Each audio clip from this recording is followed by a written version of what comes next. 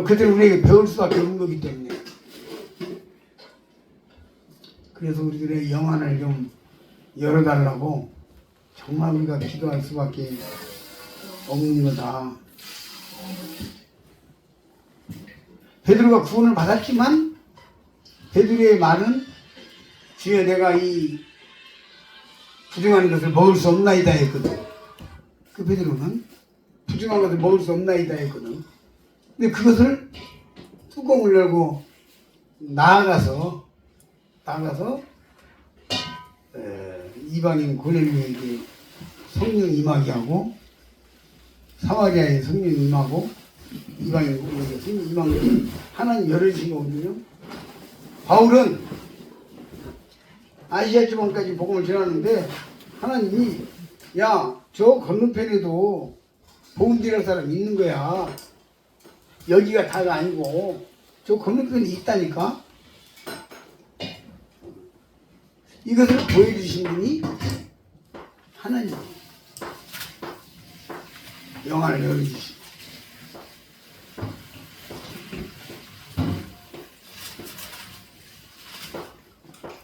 그러니까 주님께서 이제 열어주셔야 되는 거죠. 우리 기본 형제들은 다 알지만은 제가 태국에 갔을 때에 안배원장님한테 처음에 갔을 때 안배원장님한테 여기 일정이 어떻게 됩니까 하니까 라오스 그 메콩강 국경으로 해서 저쪽은 라오스 이쪽은 태국. 그래서 이번에 국경지대에 가서 저 라오스를 바라보고 한번 쳐다보고 올 것이다. 공산국이잖아요. 그때 주님께서 영안을 열어주셔서 아니 주님 말씀에는 발로 밟는 땅을 주겠다고 그랬는데 밟아야지 무슨 쳐다보고만 오냐. 우리가 모세냐. 에? 이제 이런 말을 했고 그래서 일정을 확 바꿔가지고 진짜 국경을 넘어서 라오스를 가가지고 3시간 정도 머물고 발로 계속 일부러 쾅쾅쾅 밟았어요. 가서 일부러 그 안에서 왔다 갔다 오고 그 대상 그 바깥에서 그리고 거기서 식사하고 거기서 모여서 우리 기도하고 그리고 이제 3시간 정도 있다가 건너왔는데 그로부터 몇 달 후에 주님이 라오스에서 무슨 일이 일어나는가를 보여주잖아요. 라오스 지금 연결돼가지고 엠마오 성경학교도 하고 있고 거기에 모임 계속 데려다가 훈련도 시키고 있고 그 열어주신다는 아까 전에 복음의 문을 연다고 하는 말씀 우리가 첫날 어저께 봤는데 열어주시는 우리들의 영안을 여기 지금 엠마오에 이 사람들 눈을 열어주시잖아요 주님이. 그래서 보여주시잖아요. 또 초대교회 때 제자들의 눈을 열어가면서 이방인도 구원받는 그 역사를 사마리아도 말씀 받았는 그 역사를 베드로를 통해서 해나가시는 장면. 오늘 우리 일꾼들이 하나님 앞에서 기도할 것은 내가 영에는 어둡고 영적 수준이 낮아서 나를 통해서 영향을 받는 양들이 낮은 단계에 가는 일은 없어야 되겠다. 그러므로 정말 하나님 앞에서 우리가 기도해야 됩니다. 더 영적 수준을 높이고 더 넓은 것을 더 높은 것을.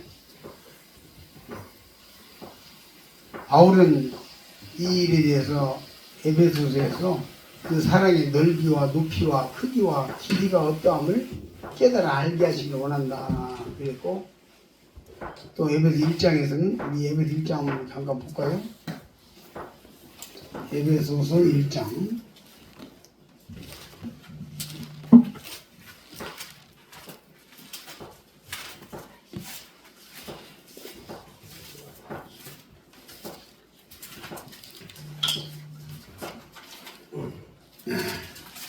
에베소 1장 17절 우리 주 예수 그리스도의 하나님 영광의 아버지께서 지혜와 계시의 정신을 너희에게 주사 하나님을 알게 하시고 우리가 안 만큼 아는 거예요. 어떤 내용은 그죠? 우리가 안만큼 양들이 아는 거라고. 이하로. 하나님 알게 하시고,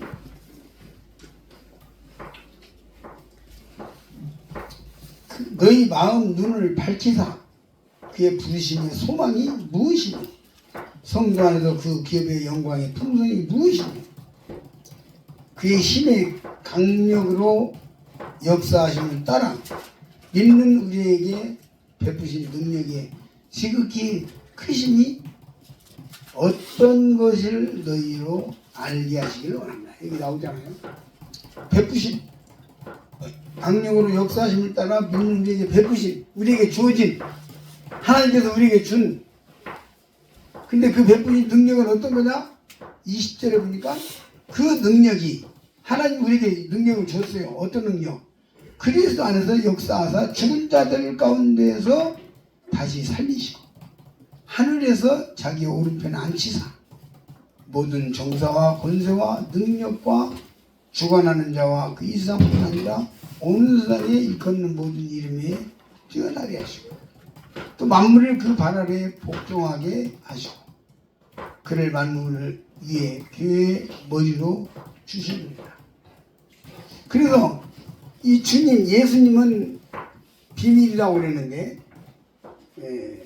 빌립보서 2장 골로새 2장 3절에서 그 안에는 지혜와 지식의 모든 영광이 감춰져 있느니라. 예수님 안에.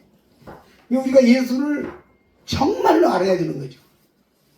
얼마큼 알고 있냐 예수를.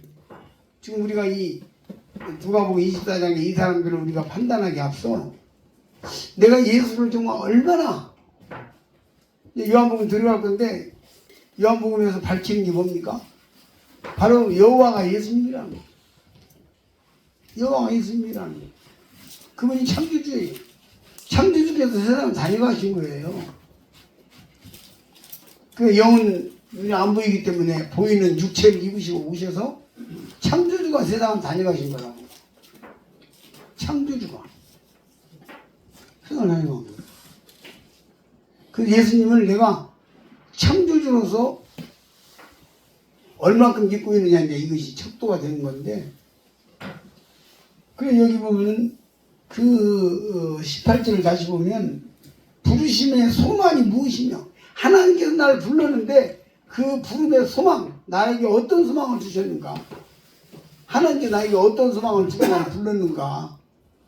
이것을 우리가 알아야 할 필요가 있는 거죠. 알아야 할 필요가 있는 거죠.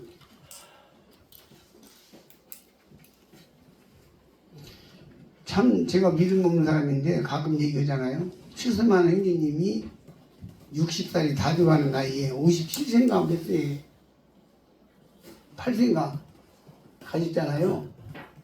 60살이 다 돼가는 나이에 가신다는 거예요.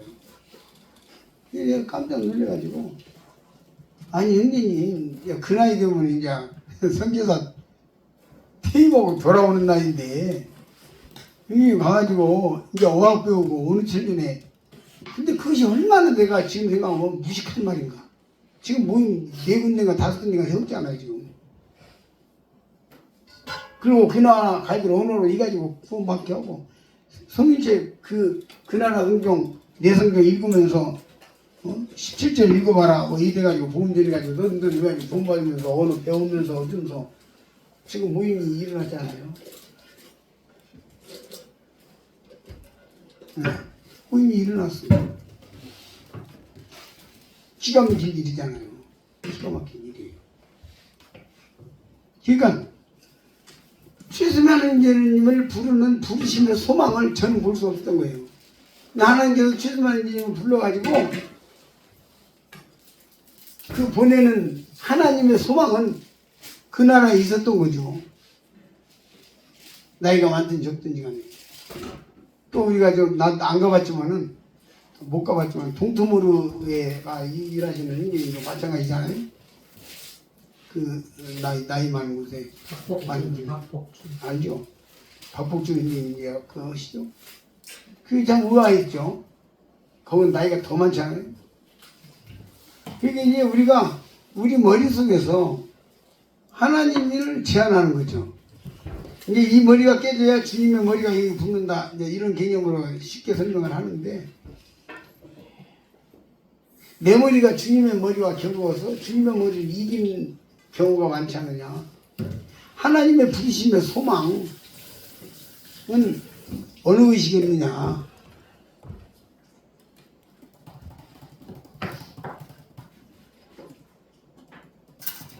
그래서 부르심의 소망이 무엇이냐. 지금 각자가 생각할 수 있는 것은, 하나님, 나에 대한 부르심의 소망은 어떤 겁니까? 지금 이 상태가 답니까? 더 큰 하나님의 어떤 부르심의 소망이 있는가? 그건 무엇인가? 이 문제를 놓고 우리가 실험해야 되는 거죠. 야곱은 그 앞길이 캄캄했잖아요.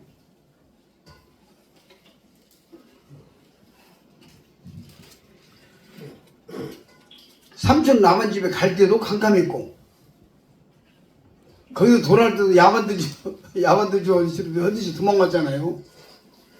그래 뒤에는 삼촌이 칼을 빼들고, 이놈 내가 간다고 하면 보내줄 건데 하면서 해치려고 쫓아오고 있고, 하나님이 중간에서 꿈에 나타나서 말리지 않았으면은 뭐 야곱이 어떻게, 이거 삼촌이 어떻게 했을 거예요?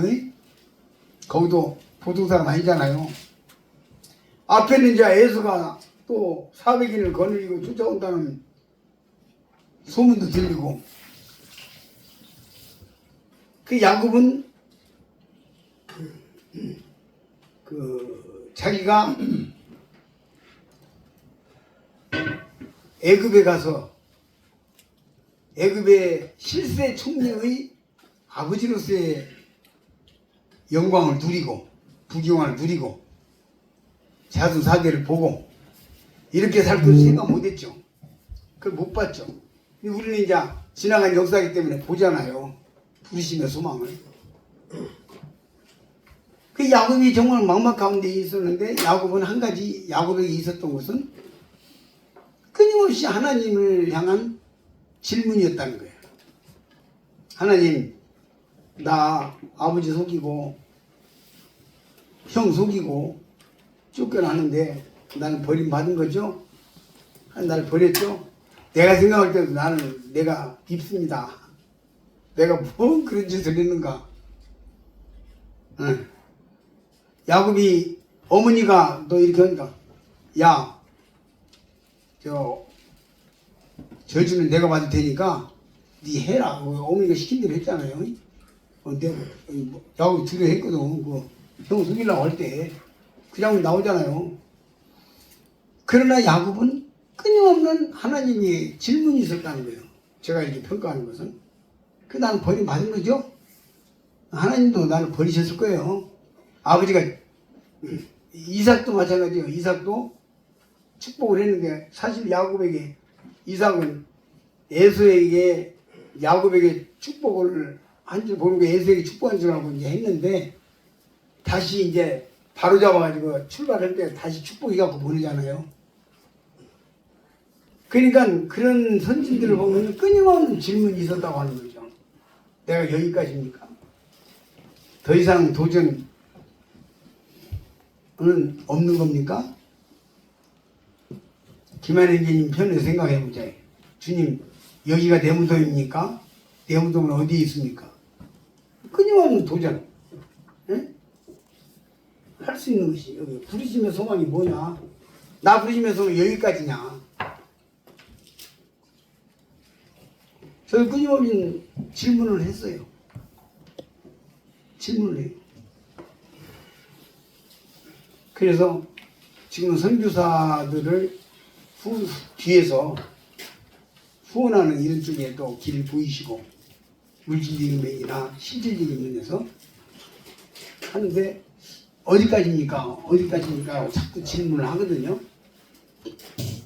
어찌됐든 부르심의 소망이 뭐냐? 나에 대한 부르심의 소망은 어떤 거냐?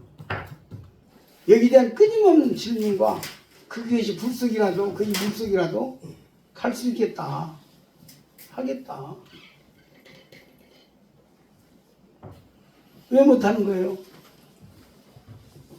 한국에 개척지도 많은데, 갈 데도 많은데, 모이는 곳이 많은데, 우리 신방님도가 거쳐간 것 중에서 무주 같은 경우는 아까워요.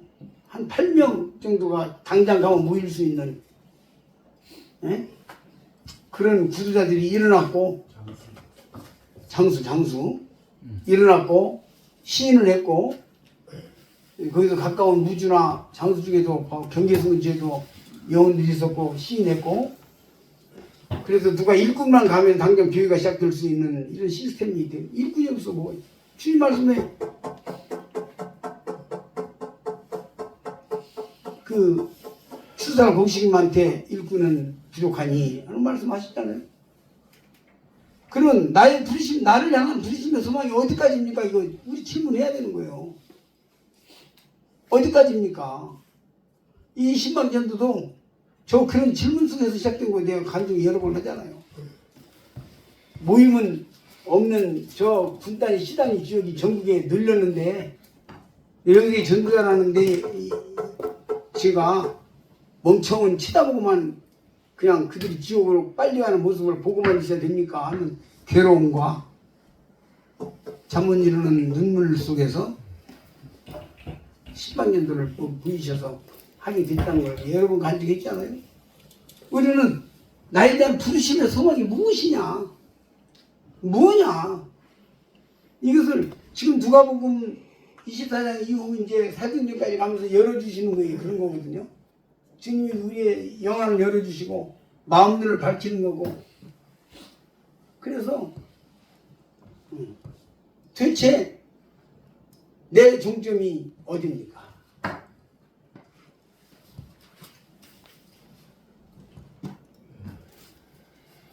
우리가 욥기를 보면 욥이 그 병상에 누워가지고 내뱉는 말 중에서 나의 가는 길을 그가 아시나니 이 가지 바깥에서 그를 보지라 하면서 그 부활에 대한 소망을 주잖아요. 욥이 끊임없이 아픈 중에도 하나님 원망하다가 또 하나님께 도전하다가 또 하나님께 물어보다가 그게 나오잖아요. 욥기에. 그래서 이제 성경을 보면은 이사야서 결국은 이사야서 6장 8절에 있는 대로 내가 여기 있나이다 나를 보내소서. 사람이 결국은 고지를 탈출하는 거예요. 나 안 되겠습니까? 일꾼 필요하다며요. 일꾼 모자란다면서요. 난 안 되겠습니까? 이런 얘기를 수없이 하면서 지금까지 제가 살아오고 있는 거예요. 모자라다면서요. 필요하다면서요. 네. 부르심의 소망. 하나님께서 나를 부를 때 어디까지였을까? 하나님께서 생각하시는 어느 정점이 있을 텐데 하는 것이 결국 우리로 하여금 주님 앞에서 도전하게 하고 기도하게 하고 소망하게 하는 것이죠. 그리고 더 발전하게 하는 것입니다. 그래서 부르심의 소망이 성도 안에서 그게 기업의 영광과 영광의 풍성함인 것입니다. 맨손으로 나간 아브라함에게 하늘의 별과 땅의 모래 같은, 현재 지금 아들 하나도 없는데, 자식 하나도 없는데, 그 아브라함에게 하늘의 별과 땅의 모래 같다고 하는 말씀을 하셨고, 그 다음에 아브라함이 늙어서 이제는 자식을 낳을 수 없는 모든 생식기능이 망가져버린 부부간에 이런 상황 속에서 자식을 주겠다고 하므로 아브라함의 시각은 뭐였습니까? 내 후사는 다메섹의 엘리에셀입니다. 그랬잖아요. 그런데 아니라, 그거 아니다. 이제 이스마엘인가 했죠. 근데 이스마엘 아니다. 엘리에셀 아니다. 그럼 누굽니까? 네오의 날짜다. 그래, 네오의 날짜인 게 이스마엘인가 했어요. 아니다. 그럼 누굽니까? 없는데. 저 사람이나 나 늙어가지고 자식도 못 낳는데 다 인생 종쳤는데 하나님 그게 아니다. 아니다 그러잖아요. 그죠? 그러니까 아브라함의 영역은 그거였던 거예요. 이스마엘이다. 처음에는 엘리에셀이다. 다메섹의 종 엘리에셀이다. 영리하고 똑똑하고니까 종이만 양자해갖고 아니다. 네온이 날짜다. 그러면 이제 이스마엘은 네온이 났잖아요. 그러니까 그것도 아니다. 누굽니까? 그 아브라함에게 하나님께서 그 가졌던 그 기업의 영광의 풍성 또 부르심의 소망 이건 아브라함이 볼 수 없었던 거죠.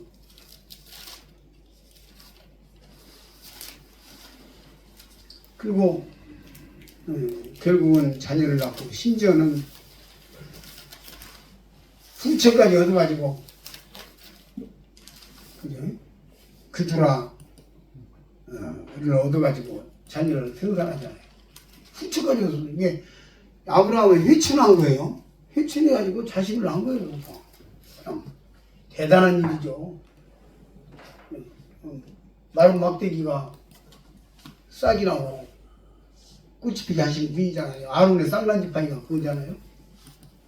그래서 여기서 이제 19절에서 또 보면 기업의 영광이 풍성이 무엇이며 그의 힘의 강력으로 말미암아 역사하심을 따라 믿는 우리에게 믿는 나에게 그 믿음대로 베푸신 능력이 내 믿음대로 능력을 부어주시는데 믿는 나에게 베풀어는 준 네가 마치 이것은 뭘것 같습니까?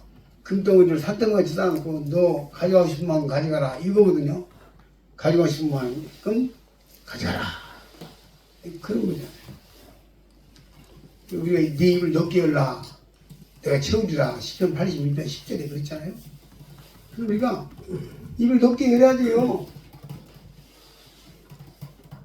현실에 만족하지 말고 주저앉지도 말고 부르짖어야 되고 내가 여기가 종점이 아니잖아요. 종점입니까? 주님의 부르심 소망 여기까지입니까? 이런 말들 언어가 우리에게 필요치 않겠는가? 기도할 필요가 있는 것이죠. 능력이 베푼 그 능력은 어떤 겁니까? 죽는 가운데서 살아나시는 달리 살리시는 능력이에요. 20절에 나오죠. 그 능력이 뭐냐? 죽는 가운데 살리시는 능력이죠. 살리시는 능력이에요.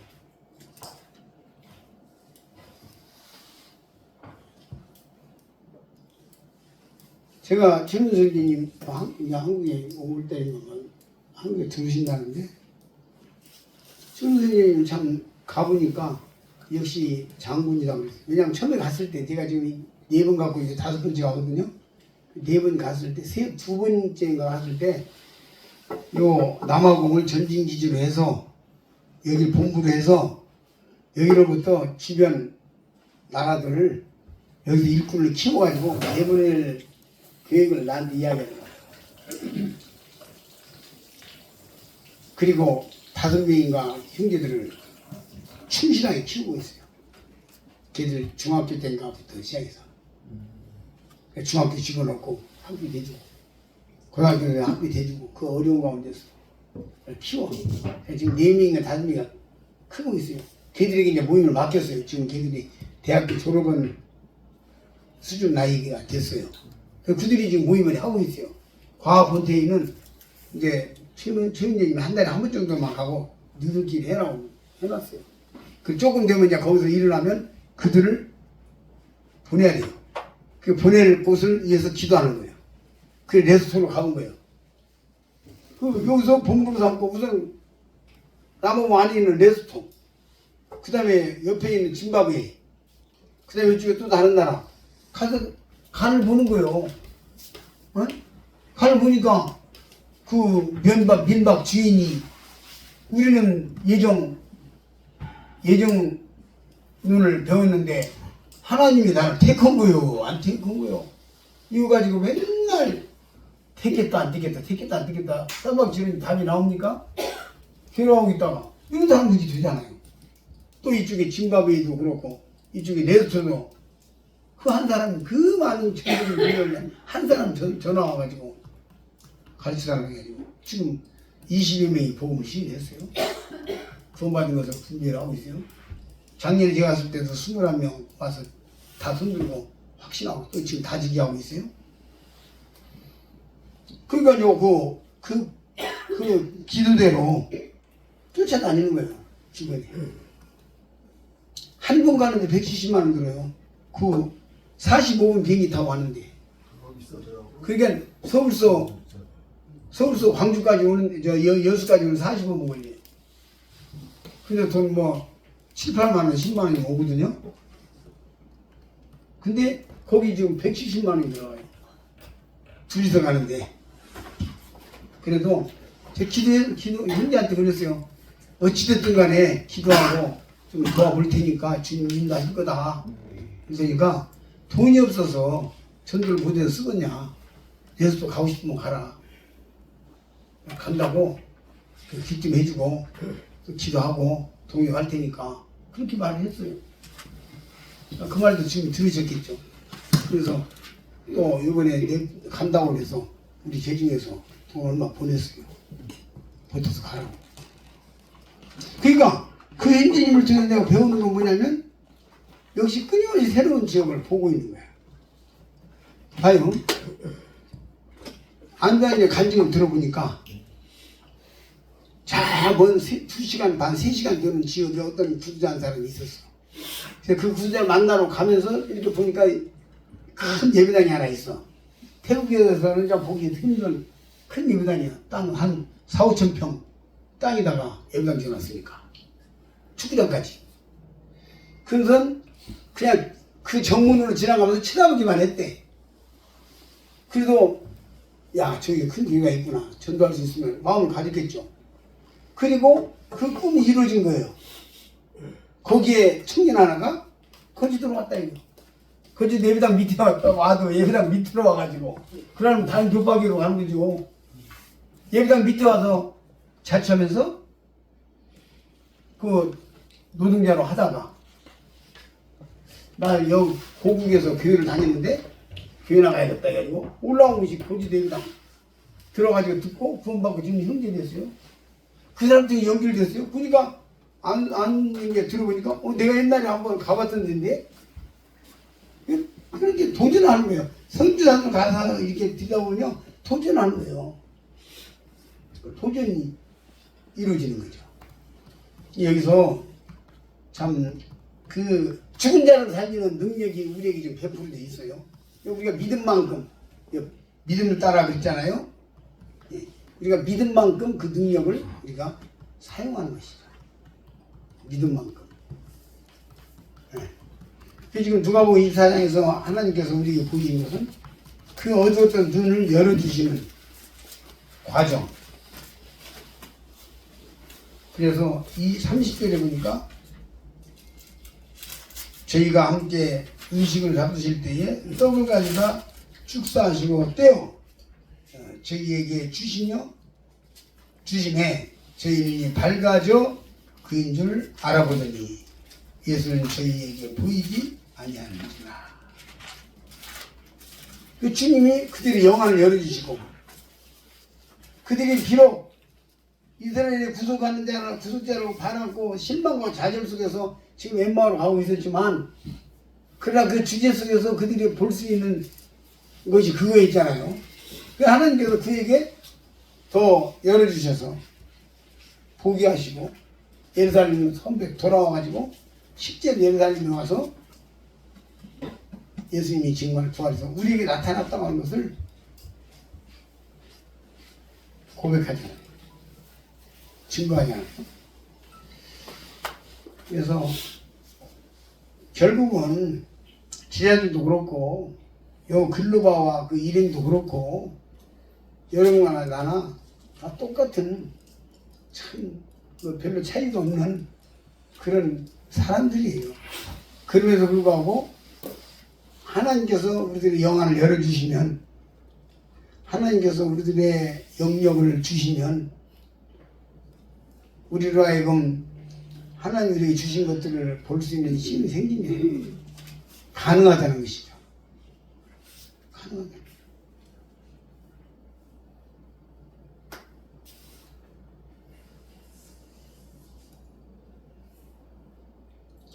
아브라함 얘기도 이제 이렇게 했는데 318명을 용사를 훈련을 시켰는데 미래를 내다보고 준비를 했잖아요.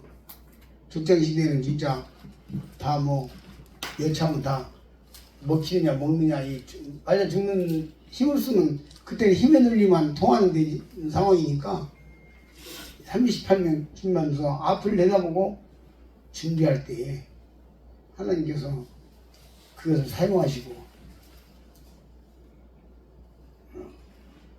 그런 것을 우리가 보잖아요. 우리는 주님께서 제자들을 찾아가시고 여기 글로바 이 사람들은 주님이 찾아가시잖아요. 나중에 요한복음에 보게 되면 또 바닷가까지 주님이 찾아가시잖아요. 결국은 하나님께서 우리를 찾아와서 우리에게 메시지를 주실 때 우리가 그걸 들을 수 있는 기회가 있어야 한다는 거죠. 거기에 대한 관심과 기도와 도전과 소원이 있을 때에 하나님께서 우리에게 그런 길들을 보이시는 거예요. 가장 우리에게 적은 뭡니까? 현실에 안주하는 거죠. 현실에 안주하려는 생각이에요. 현실에 안주하는 거예요. 아브라함도 현실을 봤어요. 그래서 다메섹에 엘리에셀이다 이런 얘기 했어요. 현실을 봤어요. 자기들은 다 늙어가지고 늙어 빠져가지고 이제 다 끝났고 인생 끝났고 그렇잖아요. 현실을 봤잖아요. 너희가 먹을 죽어라 하니까 우리에게 있는 거 보리다기 물고기 두 마리 이 많은 것이 많은 사람들에게 무엇이 되게 삼나니까 이게 현실이잖아요. 네. 우리가 현실만 바라보고 있으면 안 되죠. 우리가 발전이 없어요. 하나님께서 우리의 마음을 열고 귀를 열고 정말 열어서 그러기 위해서 우리가 하나님 앞에서 끊임없는 도전과 점점 발전한다는 요셉보다 더 기가 막힌 예의가 없잖아요. 요셉은 정말로 도전하는 사람이고 충성스러운 애들이 너 어디가 가서 형들 안부를 전하라고 물어보라고 가보니까 없어요. 그러면 이제 아버지 가보니까 없대요. 돌아오면 돼. 근데 계속 돌아다니니까 얼마나 찾으라고 돌아다니면 주변 사람들이 너 누구 찾냐? 우리 형들을 찾으러 왔는데 어디로 가는지 없습니다. 그러니까 도단으로 간단 말을 우리가 들었다. 가봐라. 도단까지 쫓아가잖아요. 충성이에요. 아버지가 형들을 만나보라 했으니까 만나볼 때까지 가는 거예요. 못 만났으니까 아버지한테 안 돌아가는 거예요. 끝까지. 그리고 자기가 형들에게 배신당하고 이렇게 해서 자기 처지가 비참하게 했지만 그 애국에 와서 충성을 하는 것까지 있는 현장에서 주님을 하나님을 믿는 믿음을 안 버리고 계속 가니까 총리까지 가게 되고 이러고 보고 있잖아요. 우리가. 내가 가는 길을 그가 아시는데 나의 동쪽은 어딘가? 나의 갈 길은 어디까지인가? 아브라함을 생각하면 힘이 나요. 왜 힘이 나냐면 아브라함 늙어가지고 그래서도 몸이 휘청하고 희생돼가지고 큰일 했잖아요. 감기 누워가지고 내가 있어도 하나님 나를 낮추시는 거다. 훈련하시는 거다. 이게 내 몸이 약해져서 그런 게 아니다. 하나님은 날 낮추는 거예요. 견동계. 이 생각을 가지고 버텼거든요. 지금 날 낮추는 거지 내가 지금 몸이 소약해져서 그런 게 아니야. 낮추는 거라고. 그런 생각이 들죠. 소약해진 거 같고. 그러나 주님께서 건강하게 해주시면 해주는 것이죠. 100살이고 얼마고 주님이 뜻이면 가능한 거잖아요. 전능자니까.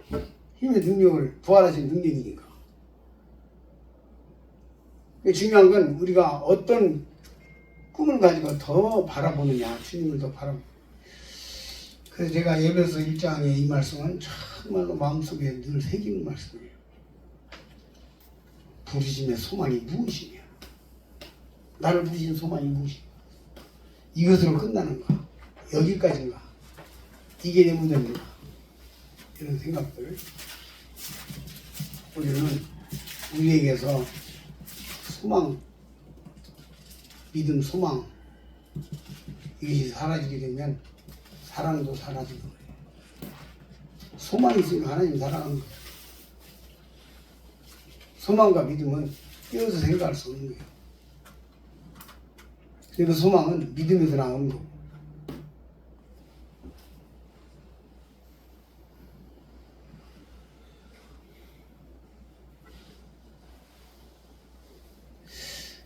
아까도 이제 얘기했지만은 바울이 상당히 당황했을 거예요. 소아시아 지방에서 전도가 막히고 이리 가도 막히고 저리 가도 막히고 하니까 바울이 황당했죠. 그 말씀에 보면은 아시아 지방에서 올라갔다 내려갔다 막 하잖아요. 얼마나 황당했겠어요. 전도가 자꾸 막히니까. 그러고 이거 어떻게 된 거야? 이거 어쩌지? 할 때 건너와서 우리를 도우라를 보잖아요. 바울은 새로운 전도의 시작이 되네요. 그래서 이제 고린도 교회가 나오고 빌립보 교회가 나오죠. 막혀진 날 건너가서 그걸 보면은 바울도 디모데후서 4장 12절 발려서 달려갈 길을 마치고 믿음을 지켰으니 하는 말을 남기면서 의의 면류관이 준비되어 있다고 할 때는 여기가 아니라 마지막 종점이라는 것을 주님 앞에서 알았던 것 같아요. 베드로 후서에서 나 이제 죽을 날이 됐다고 고백하잖아요. 알고 한 거예요. 알고 우리가 서 있는 여기가 우리가 갈 길의 종점인가 또 다른 길을 주님이 원하시는가 이 문제를 놓고 주님 앞에서 우리가 정말 고민해야 될 필요가 있고 기도해야 될 필요가 있고 소원해야 될 필요가 있다. 분명하게 하나님은 우리들의 현재 증인들도 있잖아요. 아까 말씀을 드린 대로 우리 선교사들, 한국의 선교사들이 전부 다 50이 넘어서 간 사람들이 태반이잖아요. 그죠? 우리 증인들도 있잖아요. 하나님께서 무엇을 원하시는가? 나의 부르심의 소망은 무엇인가? 이 사람, 누가복음 24장 이 사람들로 보면 예수님은 여기까지인가? 이게 이제 아까 이 사람들이 한 말 있잖아요. 이거 보면은 어떤 말씀이냐면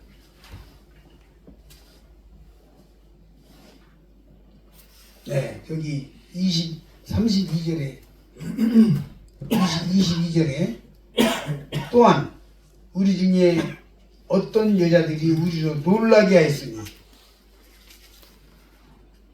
그 무덤에 가서 부활했다고 하는 게 그게 놀랄 일이냐고요. 즐거우고 기뻐할 일이지. 그죠? 놀랄 일이냐고. 60살 넘은 어떤 형제에게 야, 너 아프리카 짐바브웨로 가라. 놀랄 일이냐고. 놀랄 일이냐고. 주여, 내가 지금 나이가 하지 말고 놀랄 일이냐고. 근데 우리는 여기 지금 놀랄 일이잖아. 놀라잖아요. 부활했다는데 놀라잖아요. 부활했다는 기뻐할 일이지 이게 놀랄 일이 아니거든. 막 가슴 벅차게 우리 중에 뭘 놀래기는 놀래. 살아난다고 그렇게 이야기했는데도 부활한다고 이야기했는데도 다시 부활한다. 너희들은 요한복음에서 이야기잖아. 내가 너희를 고아같이 버려주지 않냐고 너희에게로 온다고 그랬잖아요. 그런데도 부활했다고 하는데 놀래. 우리 육신의 껍데기를 우리가 참 나부터 못 벗어나고 있는데 이 육신의 껍질을 우리가 벗어서 병아리가 알을 깨고 바깥으로 튀어나와가지고 온천지 마음대로 돌아다니는 것처럼 우리가 육신의 껍데기를 깨고 나가서 깨고 튀쳐나가서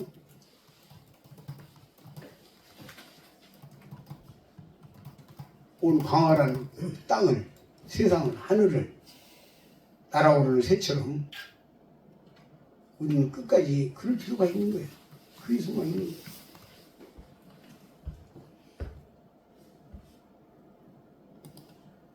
그것은 마치 우리가 뭐 교회를 개척하고 나가고 뭐 성교사라고 하고 이것만을 생각할 수 있는데 그게 아닌 거예요. 하나님 나에게 돈을 주십시오. 지금 어디 선교지에서 예배당을 짓는다고 하는데 매덕이 필요하다는데 왜 이런 데 나는 안 씁니까? 나를 쓰시면 안 됩니까? 예? 그것도 마찬가지예요. 현재 내가 가진 곳이 아무것도 없다고 없습니까? 주님이 내 손을 잡고 있고 그 주님이 보증수표잖아요. 그 주님이 누굽니까?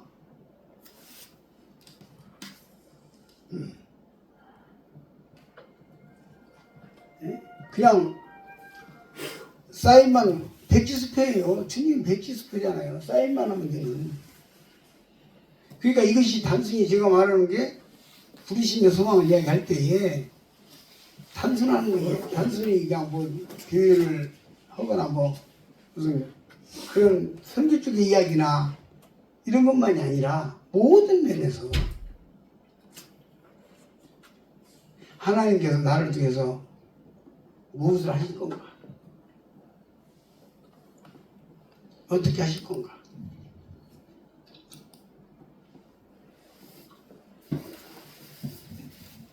내가 가끔 이야기하지만은 국민학교를 못 다녔어요. 어떤 형제가 그냥 머슴살이를 해요. 머슴살을 하는데 전라도에서 있었던 일이에요. 그래서 글자도 몰라. 그래갖고는 그 사랑방에서 이렇게 글자 써준 게 옆에서 써주고 가르쳐준도 모른다고 제가 터지가면서 글자 몇 개 배우고 그 사람이 서울에 가서 우체부 했어요. 서울 성북구 가서 우체부 노릇했다고. 우체부가 그 보기보다 유식한 사람들이 오는 거예요. 영어도 나오고 한자도 나오고 더군다나 지금 20년 30년 전 얘기니까 그때는 한자고 영어고 많이 쓸 때요. 한자는 많이 쓸 때요. 근데 한글 글자도 중학교 문턱이도 못 가봐가지고 지팡이로 이렇게 써준 거 가지고 글자 뜬 사람이 서울에 가서 서울 북부교회 소속이에요. 지금 돌아가시고 아내만 나가 있는데 그런 사람이 나가서 서울 가서 우체부 노릇했다고요. 그 정인퇴직하고. 우리가 그것을 보더라도 왜 전능하신 하나님의 능력이 내 속에서 제한되냐 이거예요. 우리가 그것을 통한 여겨야 돼요. 통탄 여겨야 돼요. 우리들의 시간 급해요. 아까워요. 우리의 시간 아깝다고요. 급하다고요. 늘어뜨리고 앉아있을 시간이냐 이거요. 하나님께서 그런 형제를 그렇게 높인 거예요. 저 지방 시골에서가 아니고 저 서울 성북교에서 우체부를 했어요. 나 좀 기이하고 신기합니다.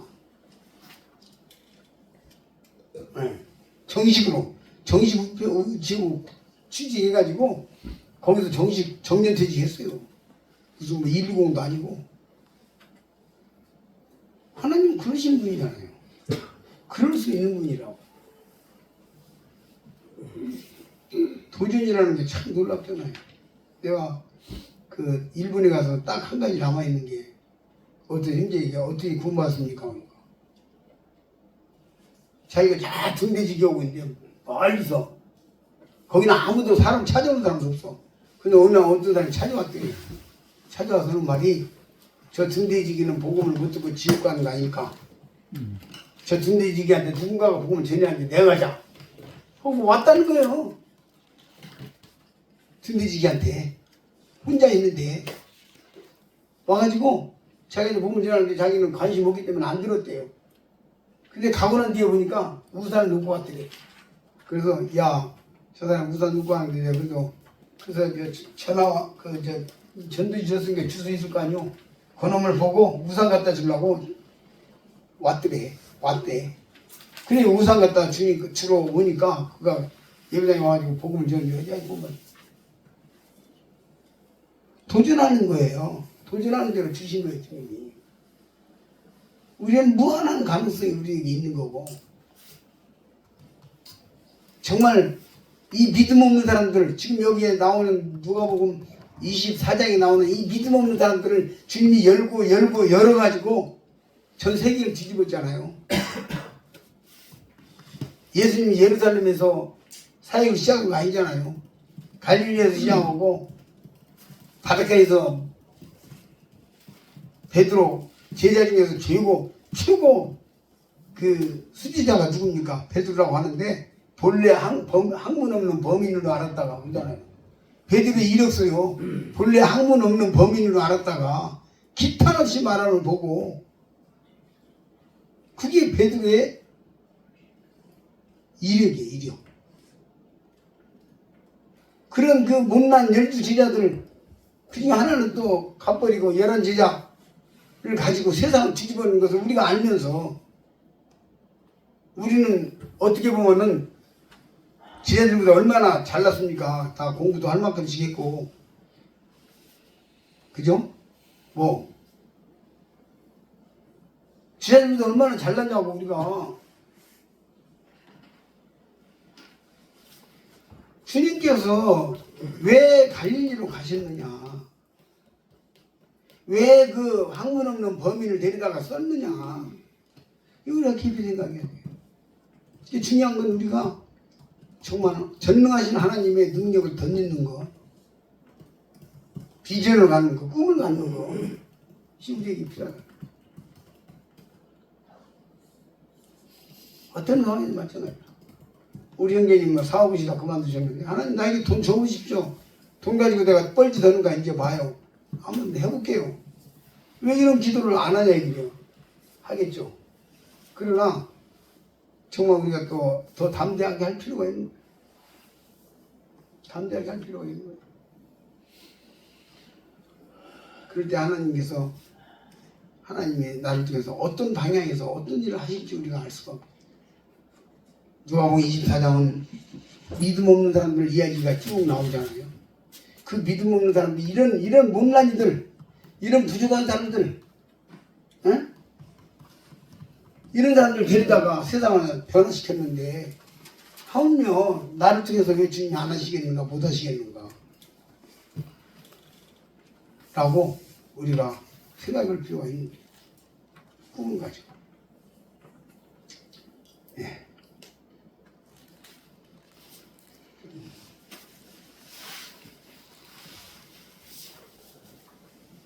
32절에 보니까 저희가 서로 말하되 길에서 우리에게 말씀하시고 우리에게 성경을 풀어 주실 때에 우리 속에서 마음이 뜨겁지 아니하더냐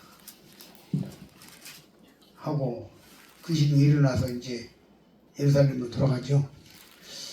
우리 저 형제님들 여기 지금 다 강단에서 메시지 하는 분들이신데 대부분 다. 그런데 하나님께서 주님께서 성경을 풀어 일러서 우리 가슴을 뜨겁게 하는 그 말씀을 성도들에게 전해보십시오. 성도들이 뜨거워. 우리가 뜨거웠던 말씀은 성도들도 뜨겁게 적십니다. 우리가 깨달았던 말씀은 성도도 깨달아요. 요즘은 우리는 매우 위험한 시기에 AI가 나오고 뭐라고 그래?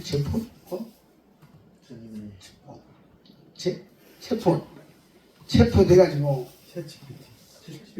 챗GPT인가 뭐지? 챗GPT인가 그거 해가지고 예를 들어서 성령을 나오면 성령에 대해서 설교하고 싶다고 쫙 나온대요. 2란, 2안, 3안 해가지고 쫙 나온대요. 우리는 매우 위험한 사탄 마귀가 우리에게 매우 위험한 먹이를 던지고 있습니다. 나 그래서 채분 얘기를 지금 벌써 작년, 재작년에 작년인가 작년 초인가 들었는데도 아직도 두려워서 찍어보지 않고 있어요. 난 끝까지 주님이 내 심령에 주신 말씀, 주님 내 가슴에 주신 말씀 할 거다. 매끈한 설교 되겠죠. 멋진 설교 될 수 있겠죠. 그게 중요한 게 아니라 하나님이 내 가슴을 열고 뜨겁게 열어주신 말씀을 우리가 전해야죠. 그게 중요한 거예요. 영혼 없는 몸에 무슨 의미가 있으며 영성 빠진 설교가 듣기는 매끈해도 그게 무슨 의미가 있겠어요. 우리 영성이 없으면 망하는 거예요. 흉내내다 끝나는 것이고. 나는 어떤 형제가 밤낮으로 책만 봐가지고 제발 너 책 좀 없애라. 책장을 좀 열쇠 채워라. 몇십 년 전 얘기 내가 말하는 게. 너 성지 한 번만 놓고 무릎 꿇고 씨름해가지고 그 주신 거 가지고 나눠라. 그래야 네가 산다. 근데 그 얘기에 귀가 안 들어오는 거죠. 왜냐면 너무 아는 게 많으니까. 말 나오고 이야기만 하면 적적적 있어가지고 제발 그 소리 좀 하지 마. 나 이런 치료 시켰다 내가. 왜 이렇게 적적적을 많이 하는지 모르겠어. 적을 만드는 거예요, 우리가. 그래서 여기 주님께서 성경을 풀어 가슴을 뜨겁게 하고 그게 되니까 엠마오로 하던 길이 돌이켜서 예루살렘 오잖아요. 자기들 변화되니까 와보니까 쟤들도 부활했다 그러더라고. 있으니까 맞아 나도 봤다. 응? 이렇게 해서 이제 부활을 완성하는 장면으로 가잖아요. 그들 세계에서. 그래서 우리는 주님이 내 가슴을 열고 마음을 열고 주신 뜨거운 말씀을 뜨겁게 전함으로 듣는 자들이 주님 중에서 오늘 말씀하시는구나. 주님 중에서 우리 오늘 가르치는구나. 이게 돼야 되는 거죠.